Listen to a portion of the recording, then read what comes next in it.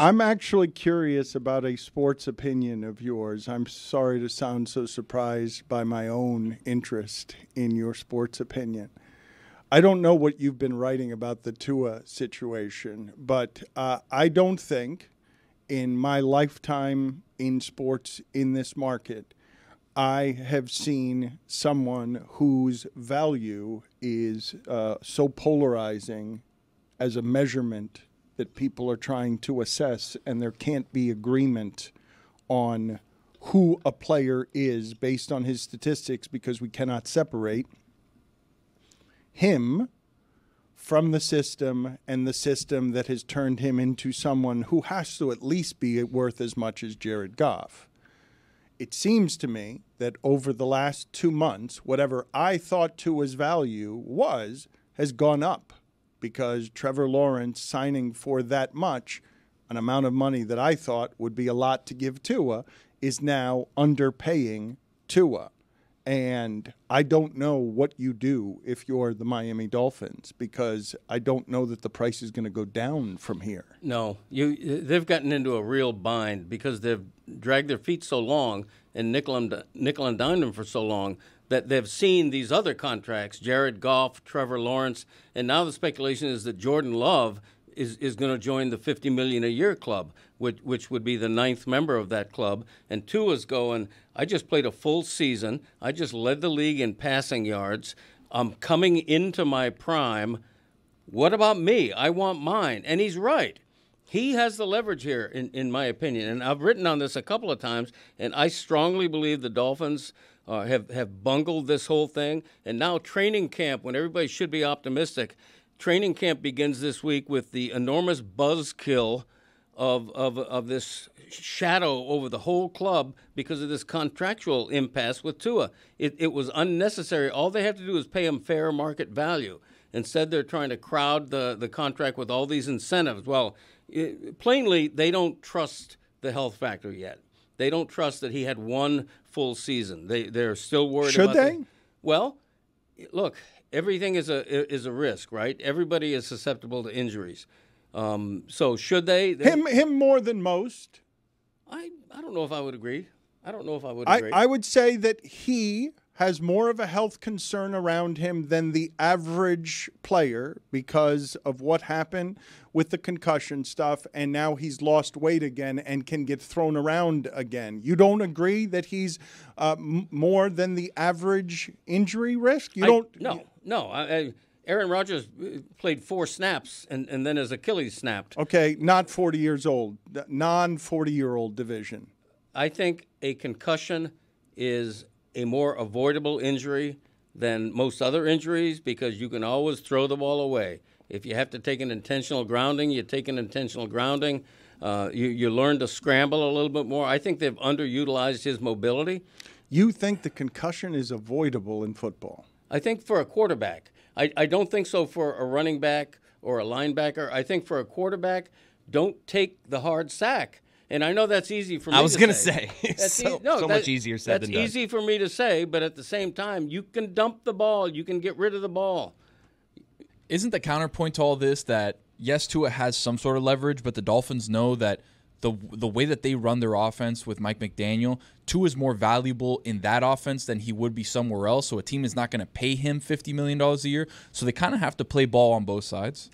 I mean, you could make that argument. I think in one of the Dolphin arguments, I'm sure, if we're in these private negotiations, I'm sure they're going, you've got Jalen Waddle, you've got Tyreek Hill, you have what was a great running game for the first time in eons. You should be good. You should lead the league in this and that and the other. But franchise quarterbacks are so rare franchise quarterbacks are so rare in the NFL. If you think you have one, pay them like one, and the Dolphins aren't doing that. The reason that I want to discuss this with you, Greg, as someone who is the longest-standing Miami Herald, Miami Dolphins journalist, covering everything around the Dolphins for 50 years, you've written the book on the Dolphins, is because I think I'm correct when I say There has never been a player in a Dolphin uniform received the way this one is, correct? I don't even know who you'd put second place, whether it would be Ricky Williams, who else you would choose as a figure that the people who will defend him most ardently, so that the people who are critical of him because they have trouble measuring what his value really is outside of what the Dolphins provide for him. I don't think I've ever seen a player play for the Dolphins who has this kind of swirl around him. I agree. I think he's been disrespected his entire professional career. Okay, he gets drafted 5th overall, and the immediate reaction of so many is, they should have taken Justin Herbert, who went 6th. His rookie year is barely over, and there's all this more than speculation. They're going after Deshaun Watson. Okay, they have a sitting rookie first-round quarterback. They're going after Deshaun Watson. That doesn't work out. Then they're going after Tom Brady. Okay, to the degree that they get fined a first-round draft pick for the skullduggery of trying to meet with Brady on a yacht and replace Tua again. Okay, and then there's all the justifiable concussion issues and people wondering, is he healthy enough? Yeah, he's good when healthy, but is he ever going to be healthy? He's had to prove stuff his entire career. Finally, last year, he proves it all. He plays all 17 games. He has a great season. He leads the league in passing yards. And now he's got to fight for his pay. Now he's got to fight to be thought of as an elite quarterback, as a quarterback that you pay $50 million a year, because that has become fair market value. So Tua has never been respected like he should be as a Miami Dolphin, and they're still disrespecting him by making him twist in the wind and fight for his money as training camp is starting. Juju, put it on the poll, please, at Le Batard Show. Do you know anyone who has used the word skullduggery in casual conversation? I want to get back to what it is that Tony said about this, because I do believe we'd also get agreement on this, no matter how much of a Tua homer you are. If he went out right now into the free agent market, he doesn't get that contract he's looking for, does he? Does the league believe that he can do what he did with the Dolphins without Waddle and Tyreek Hill and McDaniel? The answer to my question is no, correct? He doesn't get $55 million a year from somebody who just needs a quarterback. If you take him to Pittsburgh, let's say Justin Fields and Russell Wilson aren't there, with an offensive coordinator like Arthur Smith, who's not going to maximize his value in the way that they do with the quick passing game, what are you going to do with Tua just handing the ball off to somebody? That is what the Dolphins are doing, right? When you say they've botched it, they obviously, are in undisputably win-now mode with the way their contracts are structured. Mm-hmm. The window closed on when it is you have to maximize these things is when you have the quarterback at value. So we're at maximum win now with the quarterback. They've decided not to pay him. Why? Well, they have him at value this year. They have him this year at like $23 million, which is a bargain for what he's just done last season.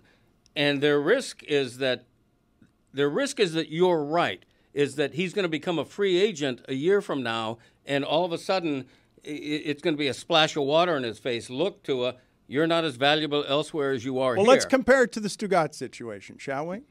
Good analogy. Yeah, well, perfect. I mean, he's not as valuable anywhere as he is here, which is why we pay him more than anybody else, I would assume, would pay him. Okay, but maybe he thinks differently. Maybe he thinks differently. Of course, and then we'll all find out together. Right, yeah, as Tua will, if they don't extend him right now, which I still think there's a chance they will, although supposedly the Packers are closer with Jordan Love than the Dolphins are with Tua. So, we don't know. He should hold out. He should pull a Jordan Love and hold out. Let me just the reason I'm asking the questions the way that I'm asking them, have the Dolphins, you believe the Dolphins have a good football team this year, correct? You believe this even though they haven't won a playoff game in 23 years. Right. That's the irony, is that the Dolphins have been pretty good for 4 years in a row. They've had 4 winning seasons in a row. The last 2 have been in the playoffs. But inexcusably, they haven't won a playoff game. But you believe that they're good this year? I think they're good. I don't know that they're Chiefs good, Super Bowl good, but I think they're good. They're not Chiefs good, but that's okay. Nobody's Chiefs good. You believe that they're good this year, so you therefore believe that their management team has done a good job. You trust how it is that this management team has built this team for now, correct? You trust the leadership of this team more than you have since when? I think Chris Greer has established himself. I think he's a good general manager. I love the deal they gave to Jalen Waddle because they know that they're going to have Jalen Waddle a lot longer than they're going to have Tyreek Hill, and they need a number one receiver, which Waddle is.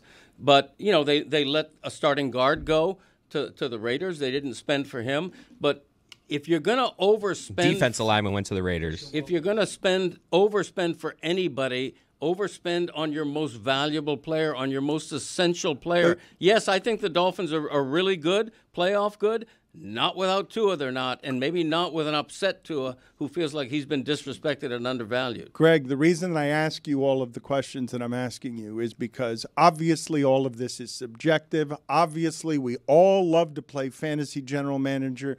Obviously, on something that's subjective, it's great fun. None of us will be wrong now on whatever our opinion is on this.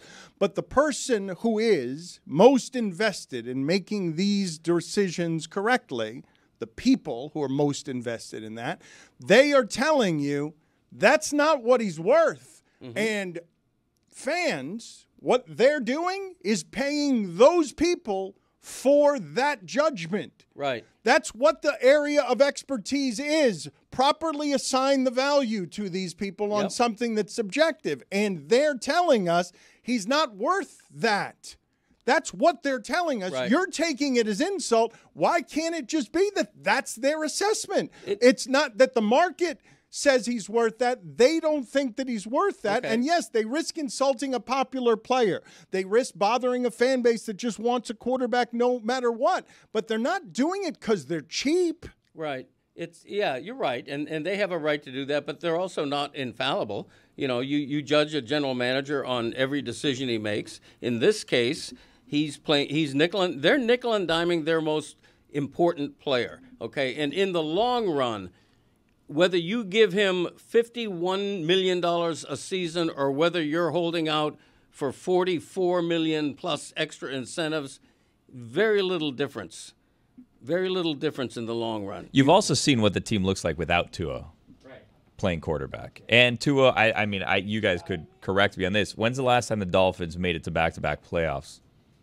Yeah, it's been a long time.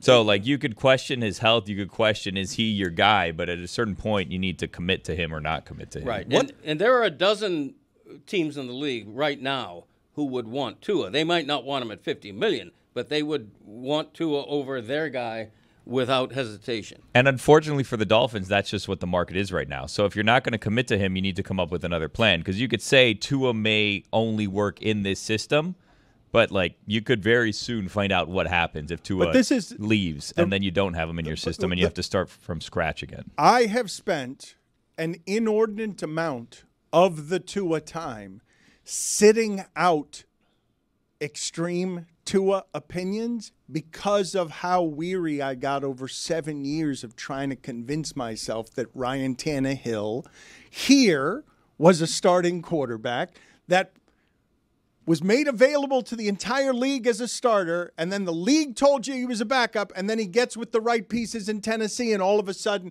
he's signing a next contract. So you have not heard over the time that there's been these wild fluctuations, because Cody misremembers. Not everybody wanted Herbert. That's a manufactured thing you did at the beginning.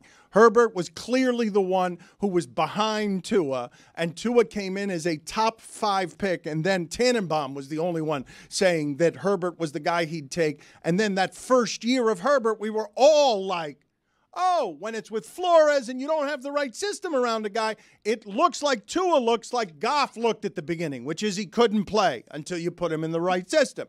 Then the whole sport changes, where all of a sudden I'm in a place where, is Jalen Hurts that good? Or is Philadelphia kind of something place where Nick Foles can be a Super Bowl MVP? Because if I put him behind that offensive line, I've changed how we're doing all these measurements. So now we have trouble, all of us, in the measuring of what is Jared Goff really? You've also got Lamar Jackson over here playing the position differently than anyone else is playing it, and then having the same problem that Tua has. You get to the playoffs and the whole thing falls apart. So you guys tell me when's the last time they made the playoffs twice. I'm like, they could have just as easily not won a playoff game with Tua as they did with having Tua. They don't win playoff games. For 23 years, they get to the playoffs and then don't win the games, or they don't get to the playoffs. Well, yeah, but Tua, they don't get to the playoffs, though. Understood, but both circumstances, you're not actually close. If you can't win a playoff game, you're not close. You can try and talk yourself into it. I'm a Bradley Chubb away. If you can't win a playoff game, you're not close. The Steelers weren't close last year. Well, last year the Dolphins did what every team did to the Chiefs in the playoffs. They lost to them because the Chiefs won the Super Bowl. That's correct. They lost. Yeah, that's fine. So did everybody else. Only one team wins at the end. Yeah, but not all of them lose as soon as they get there. Like the Miami Dolphins. So what should they do? Release Tua? Then what's the plan? No, I think they do what they're doing. Well, that's not working. You're just saying that's not working. What should they do? I'm talking about the signing of him. I'm talking about you get him in for your value, not what everyone else says is market value. What your value is. They're being stubborn about it. Could there be an option where he signs a bit of I love a third option. Could be a bit of a Kirk Cousins thing where he gets 4 for 180, 100 guaranteed. He's obviously annual around $45 million a year, but there's some value there. There's some faith there of giving you more guaranteed money than you would have if you'd signed the $50 million deal, but be able to be cut after a couple of years. What has happened most recently is that because the Dolphins have been stubborn, the price is going up. I am certain that whatever Tua would have taken 2 months ago is not what he'd take anymore. It's bad leadership. Well, 2 months ago, he was talking about the market value. He was thinking $50 million and still should be. And what the Dolphins' apparent strategy right now is at great risk, okay? Because here's what could happen, okay? An unhappy Tua plays for $23 million this year, becomes a free agent next year, and can't wait to get the hell out of Miami because they've just screwed him over and not paid him what it was worth. And he will be a very lucrative free agent a year from now. Okay, there will be plenty of teams bidding for him. Okay, and then what for Miami? And then what? You don't have a high enough draft pick to draft your answer. You have a couple of second stringers who you don't trust. All of a sudden, the team that let its franchise quarterback go is, I almost said the F word, they're screwed. Maybe Mike McDaniel feels like he controls all of this, and he's like, okay, Tua, you think you're worth 50? This season, the offense is going to look different. You think you're going to have those stats? And they try to have a successful season while undermining Tua. So they're going to tank just to not try to pay the win, quarterback. but try to tank their offensive quarterback stats. Chris, go sit in the penalty box for 2 minutes for just a spectacular. I'm obviously his own job. We call it tanking for Tua. It's a good idea. Exactly. I'm obviously joking a little bit, but what spot are the Dolphins? In all seriousness, what spot are the Dolphins in if they have Tua in a contract year? You don't want him. If he has the year he has last year, he's gone. No, you can sign him. The problem is the indecision is making the price go up. Every day that they wait and don't sign him, he costs them more and more and more than had they done this a month ago, a year ago, whatever. So at a certain point, they need to make a decision on him because they're going to price themselves out. If they think he's too expensive now, a year from now, what is he going to be? It's not going to go down. Correct. This, well, it could if he gets hurt, first of all, which you guys skip right past. And if they undermine him. I mean, but it's the NFL. Anyone can get hurt on any given play. That is correct. But you can't not sign players because they may get hurt one day. Correct. That is also correct. I would say to you that what it is that you guys are presently doing that is the mind bleep of this, and it is why you're stuck in this particular purgatory, is you're saying it's bad leadership because they haven't signed him. And I'm saying the only reason I think they have good leadership because they made him look like that. And I didn't think it was possible. And so we are stuck in between the two things because I don't believe Tua's that good. I believe Tua's been made that good by the circumstances that have surrounded him. And if I were him, and I don't mean it as a slight to say I don't believe he's that good. What I'm saying when I say I don't believe he's that good is best passer in the league. Look at all the numbers. The offensive numbers are off the charts. I don't believe he's that. I believe that is a system product. I believe that he's what Jared Goff is. And if you pay him what Jared Goff got, I would shrug my shoulders and say, okay, fine.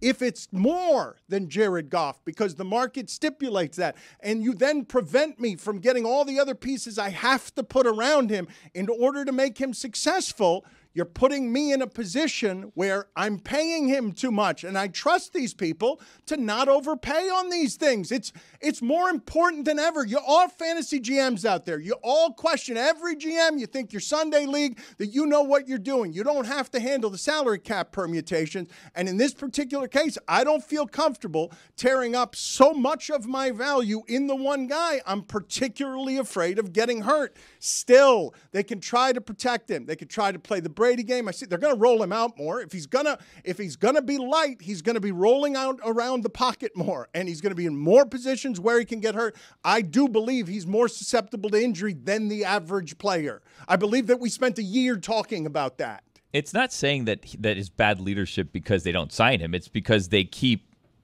being in this purgatory position. They don't make a decision one way or another. And like you say, they've surrounded him with all these pieces. Anyone can do it. We saw what happened when he's not there. Anyone can do it. You could find another piece to go in this system, but like he's very much a part of this system and why it has been successful. They're playing to his strengths. They're surrounding pieces around him that he can work with.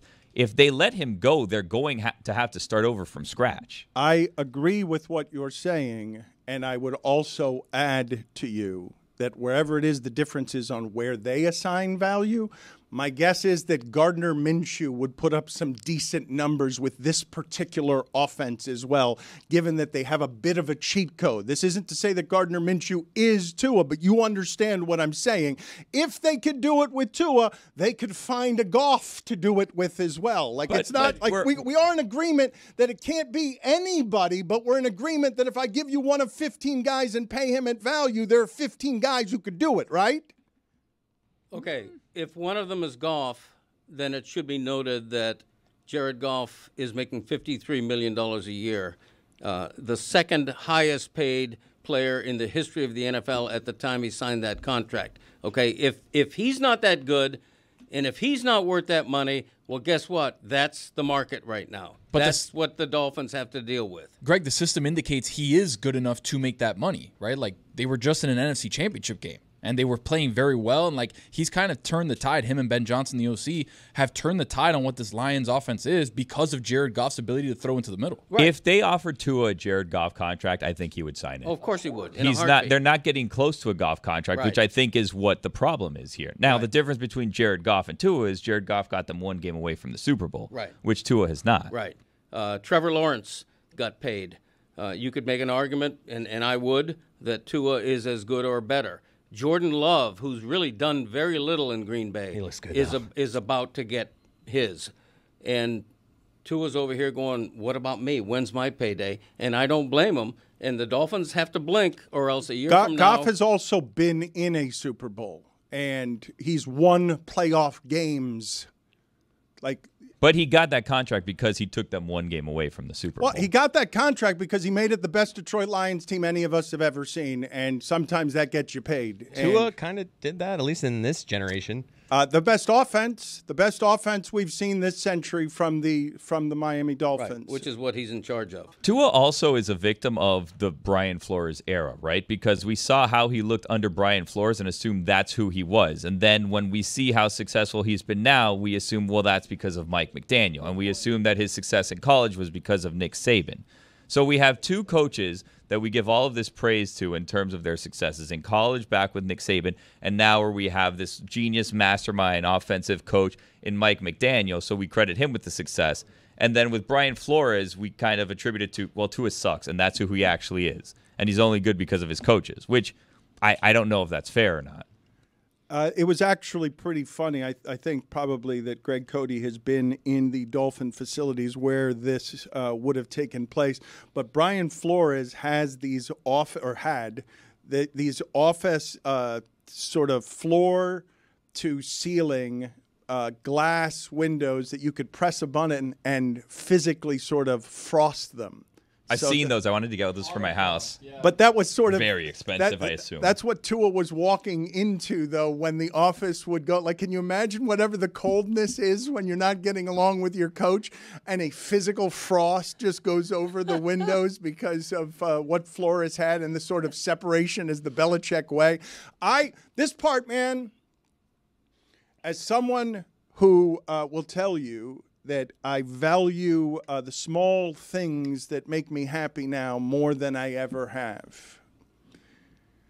The pollution that money can be when you've already found people who believe in you, the way that these people clearly believe in a Tua. They have rehabbed a confidence that Flores could have destroyed during a delicate time, a style of coaching that really runs Belichick right out of the league. Because that's not how we deal with this generation of young player. The job is hard enough. Mental frailty can get punctured at any point when you're doing what these people are for a living, and Tua is sleeping at night with whatever his fears and pain are of, is my brain okay? I'm making decisions about my brain and my future mental health in ways that are truly terrifying. To have a group of people in management who support you the way this group of people have supported Tua, and then have the disconnect be over a few $1 million, that poison to me is really something that is a contaminant that I feel for the people involved, because there's a human being underneath that helmet, and I wouldn't want to get so caught up in what the other guy has that I forget how tough my first year was when I had a coaching staff that didn't actually believe and understand me in a way that made me feel properly supported. There should be a value to that. And I'm not the guy who's asking others to take discounts, but I am asking Tua to look into a mirror and have a self-assessment on value that does give the franchise some credit for what that value is. But that's also a very pro-management view on this situation, of course. right? Because you could also say, well, Mike McDaniel looks kind of pedestrian at times when Tua's not out there making things happen. Mike McDaniel looks like he doesn't have solutions to certain problems. Mike McDaniel looks like the second time teams see his team play, they've figured him out. Mike McDaniel looks like when he has the backup quarterbacks in, his offense doesn't work. So I would say that he's helped Mike McDaniel as much as Mike McDaniel's helped him, because we don't have any evidence of Mike McDaniel succeeding without Tua. As a head coach, we don't, but it's only because, he hasn't been a head coach outside of Miami, and the backup situations that they have been here haven't been top 5 picks. They haven't been top 5 talent at quarterback. But they're trying to tell you that his quarterback isn't like the argument they're making is like, you're not a top 5 But quarterback. I'm not being pro-management. I'm being pro-happiness. Do you know how fun it is to play the game the way Tua gets to play it? He wasn't allowed to play it that way in his first year. And the disconnect of who's responsible for that tore apart Brady and Belichick. You don't think it's going to tear apart 2 amateurs like Tua and McDaniel too? Let him play out the contract, run the shit out of the ball. Okay. When you say it's not pro-management, it is pro-management when you're saying it's just business. They're not disrespecting him. It's just business. The fact of the matter is there's one flawless quarterback in the NFL. It's Patrick Mahomes. You can have a criticism of every other starting quarterback in the league, including the ones making $50 million a year. The market has spoken loudly in just the past year or two, okay, where every quarterback who signs an extension is practically destined to be the biggest paid player in the league until the next contract. I don't think Tua's asking to be the biggest paid, but he's looking at 8 or 9 quarterbacks making $50 million a year, and he's going, I'm better than that guy, and that guy. I want mine. I got it out of my system. I hadn't done it for years. I know I did it 12 minutes too long. It was fun. We have not. I don't think it was fun. I think I added. It was great. I added a lot. I think it was necessary. I don't think it was fun. Ask Jessica if she thought it was fun. It was a lot of Tua. We've had worse topics. Well, we just haven't done. We have not. I love Tua talk. I think if we clip you saying Tua's not good, we will do numbers. Numbers, Dan. I am surprised that we have not had that conversation for 3 straight years every day. Because it used to be what sports radio was in this market. With Tannehill, for sure. And I want to make America great again.